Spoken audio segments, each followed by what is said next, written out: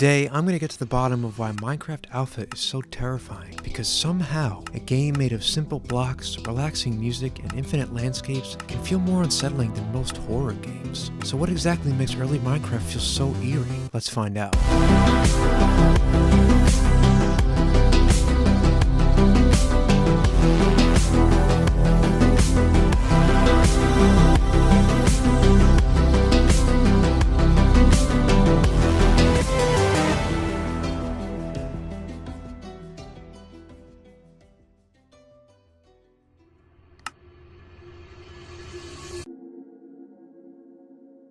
The first thing I notice about old Minecraft is just how lonely it really feels. This idea of an incredible endless sandbox game where you could just build and do anything is nothing short of incredible, but I also think it highlights the loneliness you feel in the old versions, especially in Minecraft Alpha. It still had its rough around the edges, unfinished feel, and I think that's exactly what amplifies the isolation. It feels like it was never made for someone to be there in the first place. In this version, it's so far back in its releases that there's not even villagers. That came almost a year later in 2011 with Java Edition Beta 1.8. And the silence, that's what gets you. Not total silence, but that empty, ambient quietness and the distant, barely there cave noises. The way that the music would rarely kick in, only at sudden moments, felt accidental, like this lonely world suddenly remembered you even existed, and it would fade again, leaving you with nothing but the sound of your own footsteps and blocks breaking. There's just something deeply unsettling about existing in a space that feels both infinite and not infinite at the exact same time. The terrain stretches forever and ever. Hello, ladies and gentlemen. My name is Kurt, and welcome back to Far Lands or Bust. But it's completely empty. You can walk for miles without seeing any change. Oceans feel endless.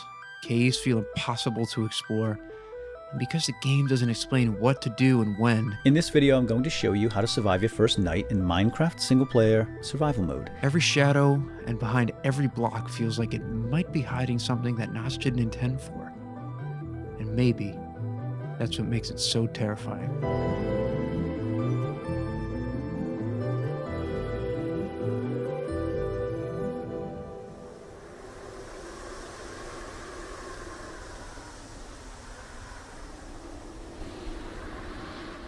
Once the sun goes down on this blocky, empty world, you could barely even see where you were headed. In Minecraft Alpha, the moon and even torches produce very little light. Instead of softly illuminating the world the way most modern versions do, moonlight only provided the faintest glow across the terrain. So once the sun set, the world quickly dropped into this deep, unsettling darkness, and panic was quick to set in. Well, I'm a zombie. Ah, Jesus!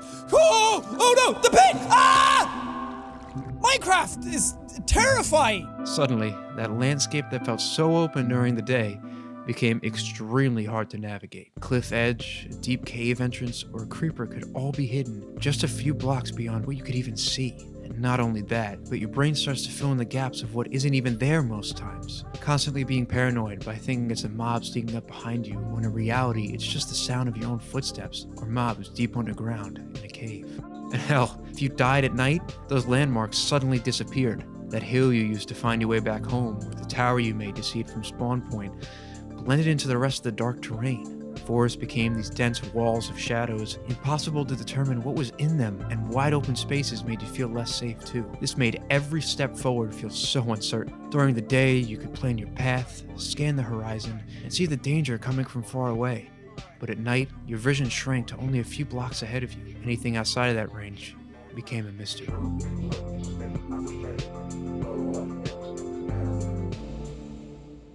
For me, I think the reason why old Minecraft is so terrifying is because it really puts into perspective on how fast you grow up and how short life is. When you look back and actually play those old versions of the game, you're not just remembering its mechanics or its visuals, you're remembering your childhood, where you were in your life when you first heard about it or experienced it. Old Minecraft puts that into perspective, because even when the game was changing with its updates, you were changing too. You were getting older, going to high school, graduating, getting that dream job you always wanted. Everything felt so much slower back then. Long, hot summers spent playing the game with your family members or school friends, getting lost in a world made of blocks and your own imagination, and now they're off busy with their own lives and responsibilities. You were just living in the moment back then. Old Minecraft becomes more than just a game. It becomes a gentle reminder of how time forever marches on and is something you can't control. And even as some of the sounds in Minecraft that stayed the same throughout its versions, feels like a distant memory, like you're looking through a window into a version of your life